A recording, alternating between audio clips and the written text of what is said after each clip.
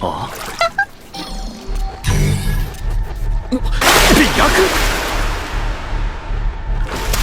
なんだ、一体どういうことだ。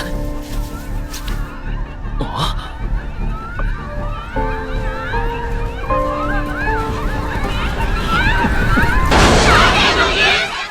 What's going on, Shield Hero fans? Episode 2 of Season 4 of Shield Hero, and what an episode.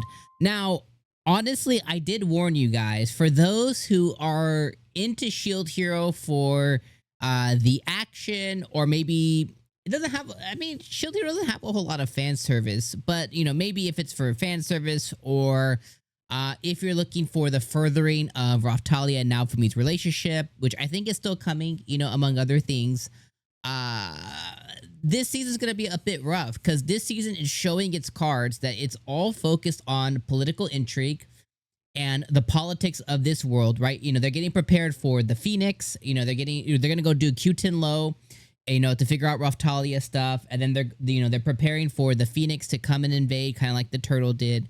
So they're preparing for these big monumental things that probably will end up coming as we kind of head towards the end of the season. We'll probably get 𝐜𝐴TN in the next episode or two. Maybe like by episode 5, we'll probably see them in 𝐜𝐴TN, figuring that out. And then probably by the end of the season, because I think this one is on a run for, I think we're looking at 12 episodes, right?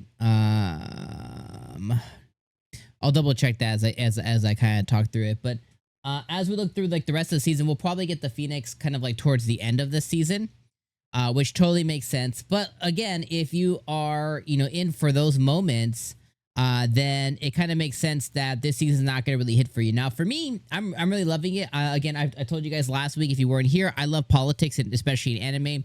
One of my favorite anime, you know, probably top 25 is the Realist Hero Rebuilds a Kingdom. That one is just all yappy and all politics, and I eat it up. I absolutely love it. But that's kind of what we're getting here. We're getting Naofumi now in a different position than where he was, you know, 3 seasons ago. He is now the guy, and he is now the one navigating and controlling the other 2 heroes, and then the third, right? Because, you know, the third, you know, he's out doing his own thing. But he's kind of in control of like the whole situation. Like the world is in Naofumi's hands. And then he's now in 𝐿𝐴T, where he is like the god. He's the guy. And he's navigating through their politics as they have an agenda with him. And he has an agenda to go and do a specific thing. And they're not facilitating that. So he's kind of he's kind of now pitting against the lion dude and the bird guy against each other. And he's trying to figure out both of, like, what are both of their real agendas? Because on one side, you have one guy who is looking to help, but then also may have been part of, like, Atla's dad's murder or something, you know, or whatever that is. You know, basically her parents, like, the things that happened there, she may be a part of that. And then on the opposite side, you know, we don't know what the bird people, and we don't know what their agenda is yet. And hopefully that comes to, like, you know, come to play. But they're not being honest with Naofumi, so we don't know what their agenda is yet. So he's kind of pitting them both against each other. And his plan was, we're gonna fake being poisoned, so that way we can point the fingers back to them to see, what are you guys really doing here, so they can try and get more information. And then he's gonna make a decision on how he's gonna get to 𝐜𝐴TN and whatever else. But like, he needs to figure out this situation here. And 𝐿𝐴T, as he's like the guy, he needs to kind of navigate and figure that out. So this whole episode was just kind of figuring out what's their agenda, playing along, you know, trying to get inundated by this harem of girls, and they try to get him in a bath of like aphrodisiac and stuff. And, you know, they're really pushing the agenda to try and get him to stay here. But at the same time, it's like, even this country needs to realize the bigger picture. Like, this world could end if I don't push my agenda, which includes this country. So y'all need to have a global thought process, but you're just having this like this one they're just thinking about this one sliver of land in the bigger picture of the world. So obviously Naofumi has the big picture in mind, and he has his own agenda. But like, trying to figure all that out is a really interesting process for sure. And I'm really enjoying the politics and the intrigue.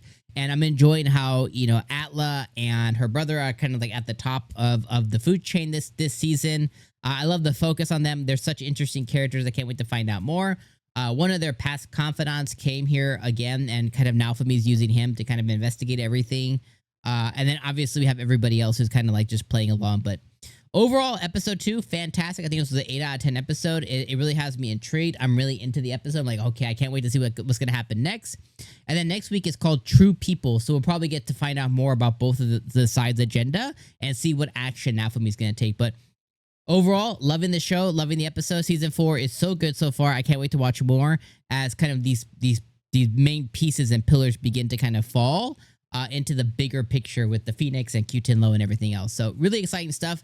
Let me know what you guys think in the comments below, and I'll see you guys next week for episode number 3. All right, my friends, you guys stay up.